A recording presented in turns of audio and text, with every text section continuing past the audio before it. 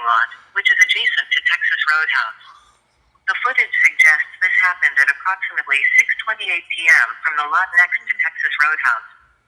Please note that At Night and Dog operate independently from law enforcement and are not affiliated with law enforcement agencies. Furthermore, At Night operates independently of law enforcement.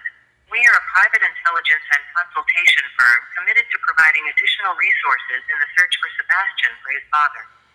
Please note that this call may be monitored and recorded for quality assurance and security purposes.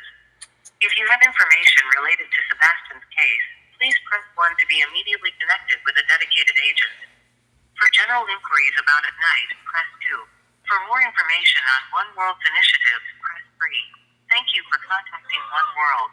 Your call is vital, and we are committed to treating it with urgency and confidentiality.